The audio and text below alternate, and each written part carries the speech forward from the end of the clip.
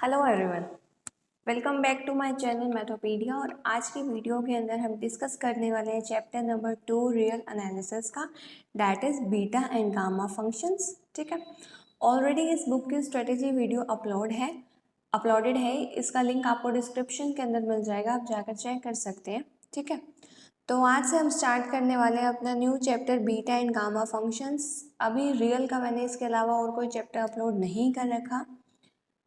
Linear algebra का chapter number 1st, 2nd, 4th, 5th, 6th already uploaded है। उनके भी लिंक्स आपको डिस्क्रिप्शन के अंदर मिल जाएंगे, वरना आप जाकर प्लेलिस्ट में चेक कर सकते हैं। ठीक है, तो चलिए अब स्टार्ट करते हैं बीटा एंड गामा फंक्शंस। सबसे पहले हम देखेंगे हमारे पास बीटा फंक्शन क्या है। ठीक है, बीटा फंक्शन को हम किस तरीके से लिखते हैं? Integration over the limits 0 to 1 x raised to the power m minus 1 minus x raised to the power n minus 1 dx। ये है हमारे पास बीटा फंक्शन। ये हमारे पास क्या है? Beta function. ठीक है, बीटा फंक्शन यहाँ पर देखो, m और n दोनों ही क्या होंगे? Greater than 0। दोनों ही क्या होंगे? Greater than 0। इसको हम डिनोट किस तरीके से करते हैं? Beta M N, B of M N. ठीक है, अब देखो यहाँ पे m है तो x की पावर क्या आएगी? m minus 1। यहाँ पर n है तो x की पावर 1 माइनस x की पावर क्या आएगी? n minus 1। एक पावर कम हो जाती है। चलिए अब आप मुझे बताइए कि अगर मैं कह रही हूँ बीटा 7 3, इसका क्या मतलब है? इसका मतलब होगा इंटीग्रेशन ओवर 0 to 1। ठीक है, x की वैल्यू कितनी? x की पावर कितनी? m minus 1। ये m है, ये n है। ठीक है, m माइनस 1, इसका मतलब पावर कितनी आ गई? 6। 1 minus X raise to the power m minus 1, power कितनी आ गई? 2 dx। ठीक, ऐसे ही अगर मुझे एक फ्रैक्शन वाला मैं आपको बताती हूँ, 5/2 और 1/3। अगर मुझे इसकी वैल्यू निकालनी है तो मैं क्या, देखो m 5/2 आ गया इस केस के अंदर, n 1/3 आ गया। x की पावर क्या आ जाएगी? 5/2, that is m minus 1, 1/x raise to the power 1/3 minus 1 dx। 5/2 माइनस 1, डेट इज माइनस 2/2, 3/2 आ गई वैल्यू। हमारे पास इस चीज़ की वैल्यू क्या आ गई? Integration over 0 to 1 x raise to the power 3/2 1/x raise to the power minus 2/3 dx। ये आ गई हमारे पास वैल्यू। ठीक है, तो यानी कि बीटा फंक्शंस को बीटा एम एन आप लीजिए, उसके बाद x raise to the power m minus 1 minus X raise to the power n minus 1 का integration over the limit 0 to 1 dx। बिल्कुल सिंपल सा फॉर्मूला है, आपको इजीली क्लियर हो गया होगा। ठीक है, यही फॉर्मूले बेस्ड आगे क्वेश्चंस आएंगे। रियल एनालिसिस आपकी बिल्कुल आसान बुक है, इसमें आपको कहीं पर भी कॉम्प्लिकेशन नहीं आएगी। लीनियर में फिर भी आप मान सकते हैं कि थ्योरम्स है तो एक बार उसे समझने में टाइम लगेगा, लेकिन ग्रुप थ्योरी जैसे बार बार रिवाइज करनी पड़ती थी, लीनियर ग्रुप थ्योरी के कंपैरिजन में बहुत ज़्यादा एक ईजी सब्जेक्ट है। तो अगर आप लीनियर एक बार अच्छे से कर लेंगे तो आपको दिक्कत नहीं आने वाली है। इसके अलावा डायनेमिक्स जो है, डायनेमिक्स आपके 3 बुक्स हैं इस बार, रियल, लीनियर और डायनेमिक्स। ठीक है, सबसे ज़्यादा टाइम जो आपको जिस बुक को देना चाहिए वो है लीनियर अलजेब्रा, उसके बाद रियल एंड कॉम्प्लेक्स का कॉम्प्लेक्स वाला पार्ट। ठीक है, क्योंकि आगे एमएससी अगर आप कर रहे हैं तो उसके अंदर कॉम्प्लेक्स पूरी अच्छे से एक सब्जेक्ट आएगा आपका, तो ये कॉम्प्लेक्स का बेसिक स्ट्रॉन्ग करने के लिए आपकी बुक बहुत अच्छी है। रियल के जो स्टार्टिंग के चैप्टर्स हैं, फर्स्ट सेकंड और सिलेक्शन आप अगर कर रहे हैं तो फर्स्ट सेकंड फोर्थ करने होंगे बस आपको। तो ये चैप्टर्स बिल्कुल इजी हैं, इनमें आपको ज़्यादा टाइम देने की ज़रूरत नहीं है। इसके अलावा डायनेमिक्स जो है इजी सब्जेक्ट है। आप जैसे कुछ सब्जेक्ट्स बच्चे क्या करते हैं, बिल्कुल पेपर से कुछ दिन पहले ही उठाते हैं, तो उनमें से एक है डायनेमिक्स, कि उसमें इतना कुछ समझने वाला नहीं है कि हाँ आपको उसको बार बार रिवाइज करने की ज़रूरत है या उसमें ऐसे थ्योरम्स हो। तो उसको आप एग्ज़ाम से 1 मंथ पहले बहुत अच्छे तरीके से करना, सो डैट इतना आपको टाइम ही ना मिल पाए कि आप उसको भूल के दोबारा रिवाइज करो। मतलब भूलने का टाइम ही मत देना खुद को। ठीक है, बट लीनियर समझने वाला सब्जेक्ट है, दोबारा काम भी आएगा एमएससी के अंदर, रियल एंड कॉम्प्लेक्स भी काम आएंगे। बट डायनेमिक स्टैटिक जैसे सब्जेक्ट एमएससी के अंदर एज सच रिपीट नहीं है, ऑप्शनल सब्जेक्ट के अंदर आपके आ सकते हैं, बट आपकी चॉइस है वो आपको लेना है या नहीं। बट लीनियर एक फाउंडेशन है आगे कोई भी कॉम्पिटिटिव आप एग्जाम्स देते हो उसके लिए, ठीक है।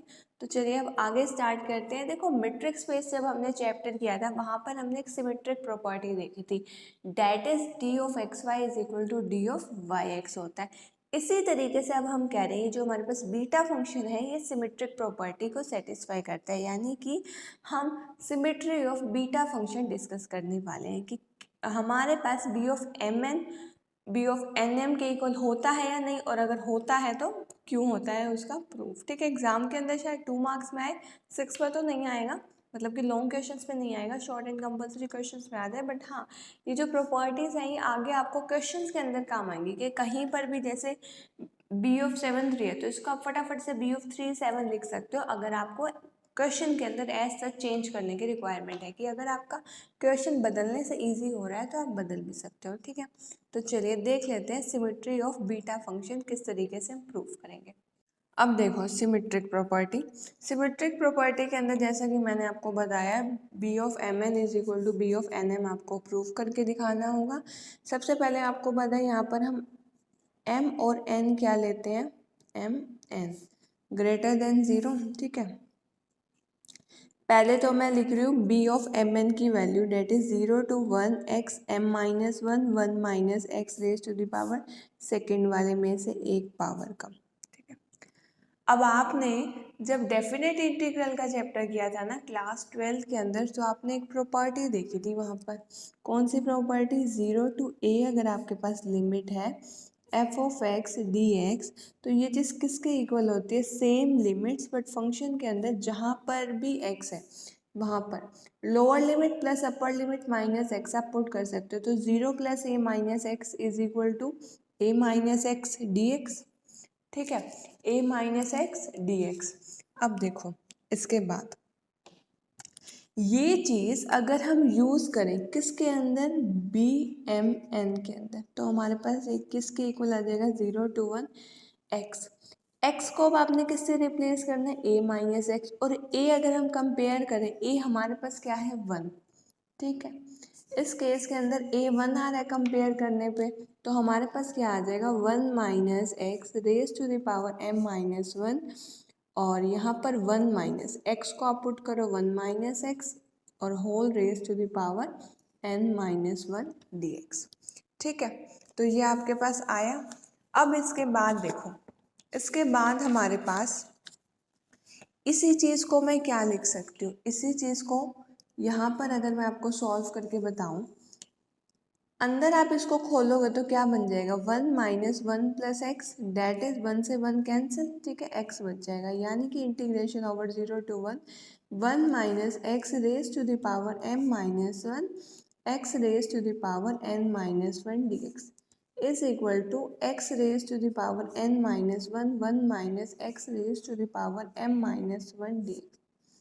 इसको मैंने ये किस तरीके से लिखा, बस अरेंज करके लिखा है, क्योंकि हमारे पास जब बीटा फंक्शन खुलता है तो एक्स वाले की पावर पहले आती है और 1 माइनस एक्स की पावर बाद में आती है।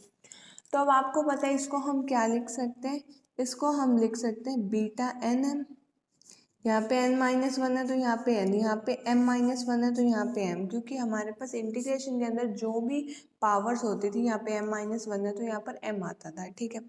तो हम लेकर बीटा ऑफ एम एन की वैल्यू चले थे और हमने प्रूव कर दिया बी ऑफ एन एम के इक्वल, इसका मतलब हमारे पास क्या है, ये सिमेट्रिक प्रॉपर्टी को सेटिस्फाई कर रहा है, ठीक है।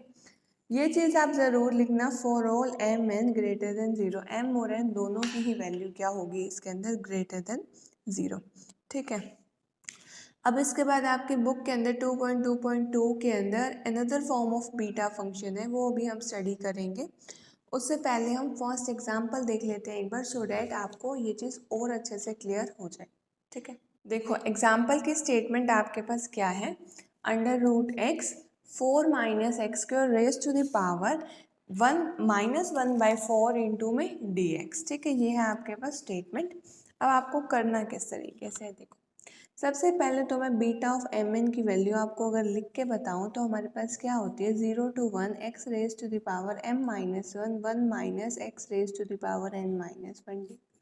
क्वेश्चन जब भी आपको स्टार्ट करना है तो आप एक बार ये फॉर्मूला ज़रूर लिख लेना, और जब आप फर्स्ट टाइम चैप्टर कर रहे हो तब तो आपको ज़रूर लिखना है, सो डैट आपको बीटा फंक्शन, गामा फंक्शन, जितने भी फॉर्मूलाज हैं माइंड के अंदर अच्छे से सेट हो जाए। ठीक है, अब देखो हमें क्या करना है इन क्वेश्चंस के अंदर, आगे आगे तो आपको ये चीज़ खुद ही प्रैक्टिस हो जाएगी।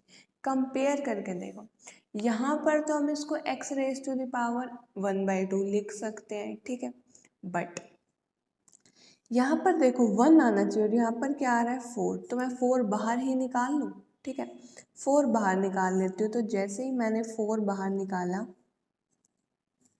4 की पावर -1/4 आएगा। ठीक है, तो 4 की पावर -1/4 मैंने बाहर निकाल लिया, x raise to the power 1/2 already था। ठीक है, +1/2, यहाँ से 4 बाहर निकाला तो मेरे पास ये बच जाएगा अंदर। ठीक है, 4 बाहर निकाला तो उसकी पावर भी बाहर आएगी, और 4 यहाँ से कॉमन लिया तो इसके अपोन में चला जाएगा। ठीक है, अब कुछ कुछ इस तरीके की फॉर्म बन रही है आपके पास। किस तरीके की फॉर्म, यहाँ पर देखो x raise to the power this और 1 माइनस एक्स, बट यहाँ पर x आना चाहिए ना, x का स्क्वायर कैसे आ रहा है, तो हम इसको किसी और वेरिएबल के अंदर चेंज कर लेंगे, डेट इज 1 माइनस जो भी हो, इसको आपने पूरे के पूरे को यहाँ पर जो भी हो, यहाँ पे 1 बनाने के बाद जितना भी आ जाए ना, उसको आपने क्या मान लेना है, किसी अनदर वेरिएबल z के इक्वल, that is put x square by 4 is equal to z। ठीक है, अब देखो यहाँ पर तो 1 माइनस जेड बन जाएगा, तो ऐसे ही अभी हमें यहाँ पर भी चेंज करना पड़ेगा, और वो अपने आप ही चेंज हो जाएगा जब हम इसकी वैल्यूज पुट करेंगे। ठीक है, तो मैं इसको यहाँ पर लिख सकती हूँ X square is equal to 4z, 2x D X is equal to 4dz कर सकती हूँ इसको, that is x dx is equal to 2dz, ये चीज़ लिख सकती हूँ मैं। ठीक है, चलिए एक बार पुट करके देख लेते हैं, वैल्यू हमारे पास आ क्या रही है। ठीक है, इसी चीज़ की है ना वैल्यू, चलिए पुट कीजिए। लिमिट भी देख लो, लिमिट भी देख लो एक बार साथ साथ। जब हम x की वैल्यू 0 पुट करेंगे तो when x is equal to 0, तो z हमारे पास क्या आ जाएगा 0। x की वैल्यू जब हम 2 पुट करेंगे, z की वैल्यू क्या आ जाएगी 4/4, डेट इज 1। तो हमारे पास इंटीग्रेशन की यहाँ पर लिमिट्स क्या आ रही हैं 0 to 1। ठीक है, क्योंकि अब सारा का सारा dz में चल रहा है। 4 raise to the power -1/4 as it is आएगा, x raise to the power 1/2 को हम क्या लिखेंगे, ध्यान से देखो, यहाँ से ही निकाल लो।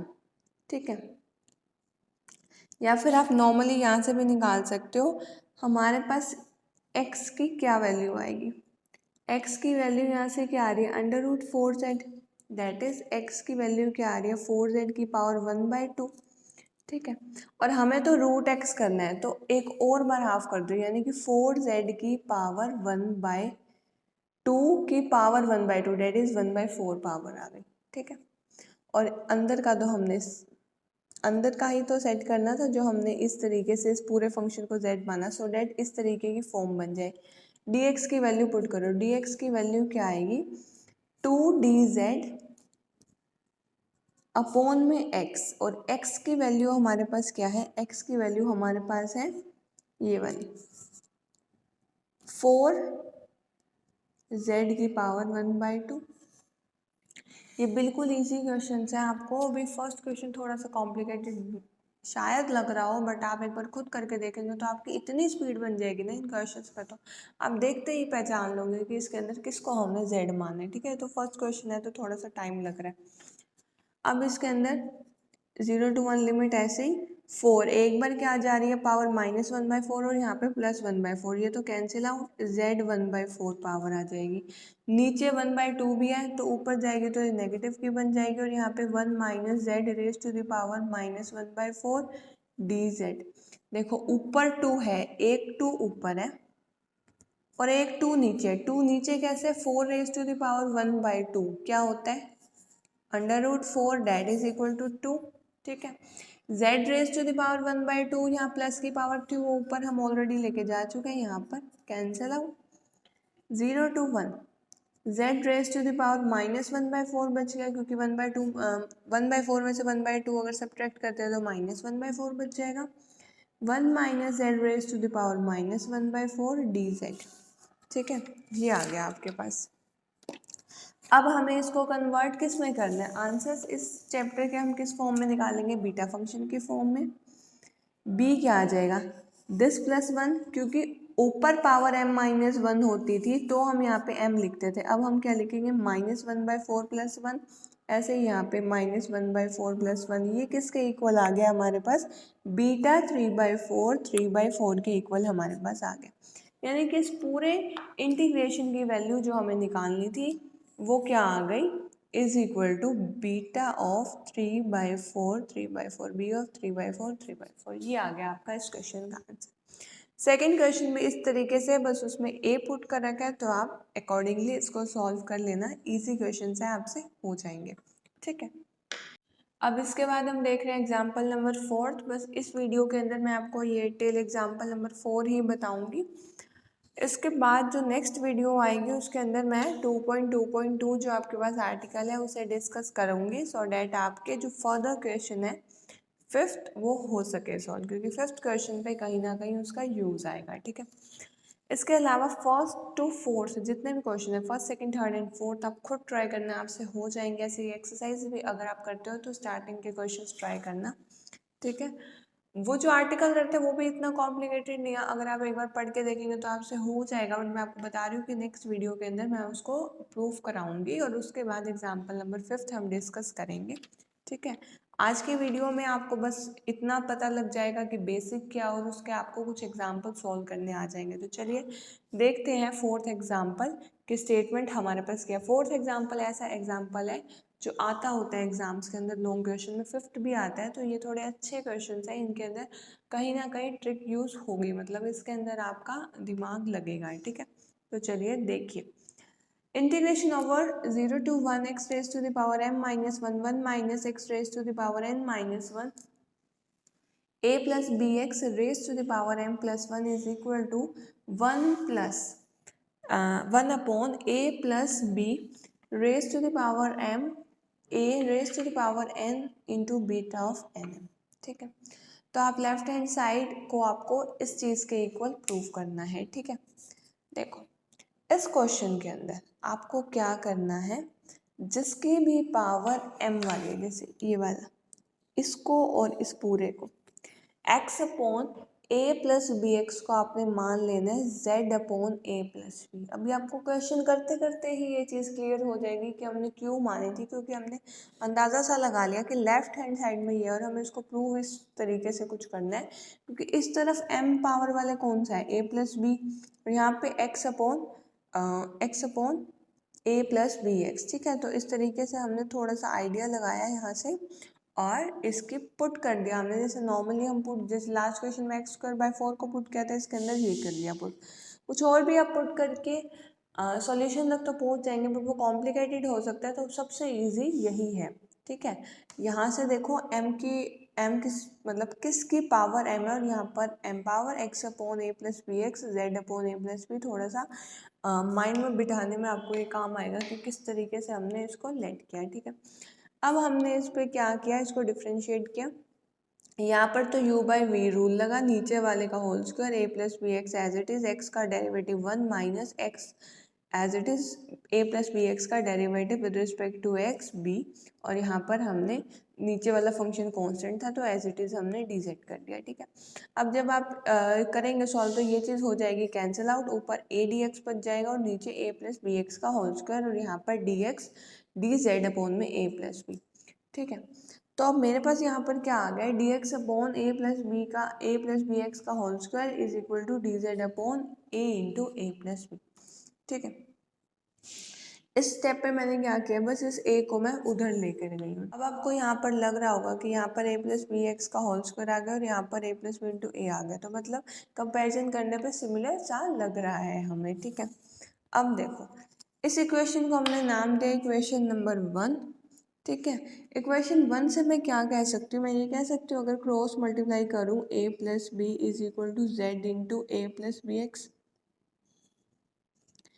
ax plus B X is equal to A Z plus B X Z. ठीक है, यहाँ से अगर मुझे x की वैल्यू निकालनी हो तो क्या आ जाएगा, a plus B minus B Z is equal to A Z. ठीक है, ये चीज़ आई मेरे पास। अब इस x की वैल्यू क्या आ जाएगी, ए जेड अपॉन में a plus B minus B Z. ये आ गई मेरे पास इस x की वैल्यू। ठीक है, A Z upon A plus B minus B Z. जब आपके पास x की वैल्यू 0 होगी, when x is equal to 0, z की वैल्यू क्या आ जाएगी, पुट करके देख लेते हैं। जब आपके पास x 0 होगा तो ये चीज़ 0 is equal to A Z upon में a plus B minus B Z. ये वाली पूरी चीज़ तो क्रॉस मल्टीप्लाई हो गई 0, तो हमारे पास क्या आ जाएगा, ए जेड इज इक्वल टू 0, यानी कि हमारे पास z भी क्या आ जाएगा, 0। और जब हम x की वैल्यू को 1 पुट करेंगे तो हमारे पास क्या आ जाएगा, x की वैल्यू 1 पुट करने का मतलब पता ही क्या है कि इसको क्रॉस मल्टीप्लाई में करेंगे तो हमारे पास आ जाएगा a plus B minus B Z is equal to A Z. A plus B की वैल्यू हमारे पास क्या आ जाएगी, z इंटू ए प्लस बी। ठीक है, तो यहाँ से हमारे पास क्या आ जाएगा, z की वैल्यू 1 आ जाएगी। ठीक है, x की वैल्यू 0 तो z की वैल्यू 0, x की वैल्यू 1 तो z की वैल्यू भी आ जाएगी हमारे पास 1। ठीक है, तो ये आ गया हमारे पास इक्वेशन नंबर 1 से। अब हम इसके इंटीग्रेशन की वैल्यू निकालते हैं। अभी हमने क्या लिमिट्स वगैरह निकाल ली, सब निकाल लिया। अब हम वैल्यू सब्स्टिट्यूट करेंगे इसके अंदर सो डैट हम इस रिजल्ट तक पहुंच सकें। देखिए किस तरीके से। यहाँ पर देखो, ये चीज़ मैंने एज इट इज़ वो लिख दिया जो मेरे पास क्वेश्चन के अंदर गिवन था। ठीक है, इसको मैंने क्या किया, नीचे देखो a plus B X raise to the power n plus 1 तो एज इट इज़ है, x raise to the power n minus 1 से मल्टीप्लाई भी किया है और डिवाइड भी किया है। x raise to the power n minus 1 से मल्टीप्लाई भी किया और डिवाइड भी किया है। जब मल्टीप्लाई किया तो यहाँ पर ऐड होगी x की जो पहले भी पावर्स थी m माइनस 1 प्लस में होगी n माइनस 1, तो क्या आ गया m प्लस n माइनस 1, नीचे क्या आ गया x raise to the power n minus 1। ठीक है, जब अब इसको हमने सॉल्व किया तो देखो x raise to the power m plus n minus 2, ये एज इट इज़, ये भी एज इट इज़, ये नीचे वाला यहाँ पर, इसको मैंने यहाँ पर देखो क्या किया, पावर मुझे पता है कि देखो dx की वैल्यू में जब हमने ये dx की वैल्यू है इसके नीचे a प्लस बी एक्स का होल स्क्वायर है, तो a प्लस बी एक्स का होल स्क्वायर फिर इसके नीचे अलग से ले आए सो डैट वैल्यू पुट हो जाए बाद में। और यहाँ पर दो पावर्स हमने ले ली तो यहाँ पे दो पावर कम होगी, पहले m प्लस n पावर थे, अब m प्लस n माइनस 2 रह गई। ठीक है, इसको थोड़ा सा अगर तरीके से हम सॉल्व करके लिखें तो हम ये भी power m plus n minus 2 है और ये भी power m plus n minus 2 है, तो इसकी whole power m plus n minus 2 आ गई। 1 माइनस एक्स ऊपर है, x नीचे है, तो अगर इसको एक तरीके से हम लिखें 1 माइनस एक्स ऊपर x नीचे की पावर n माइनस 1, तो इसको इस तरीके से लिख सकते हैं, x अलग अलग कर दिया अपोन में और dx अपोन में a प्लस बी एक्स का होल स्क्वायर तो आएंगे। ठीक है, अब देखो x upon a plus B x, ये किसकी वैल्यू है, ये वैल्यू है z upon a plus B की, पुट करो z upon a plus b. अब देखो हम सारा क्वेश्चन z के अंदर कर रहे हैं, तो z के अंदर हमारे पास लिमिट्स क्या है, z के अंदर आपने लिमिट निकाली है 0 to 1, तो इसलिए मैंने यहाँ पर 0 to 1 लिखा है। पहले भी 0 to 1 थी, अब भी 0 to 1 आई है, तो इतना फर्क नहीं पड़ रहा है इस क्वेश्चन में तो। ठीक है, अब देखो 1 upon x minus 1, 1 upon x की वैल्यू आपके पास ये है। अब 1 अपॉन करना है तो a plus B minus B Z upon A Z कर दूंगी, a plus B minus B Z upon में A Z, minus 1 as it is रहेगा, होल पावर n माइनस 1 आ जाएगी। dx upon a plus B का whole square की value यहाँ पे पुट कर दो, that is dz upon a into A plus B.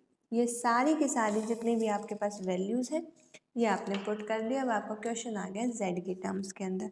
ठीक है, चलिए इसको यहाँ पर पहले तो एलसीएम ले लेते हैं, क्या आएगा 0 to 1 z upon a plus b raise to the power m plus n minus 2 a plus B minus z b plus a a Z raise to the power n minus 1 d z a into A plus में b. ठीक है, ये चीज़ आपके पास आ गई।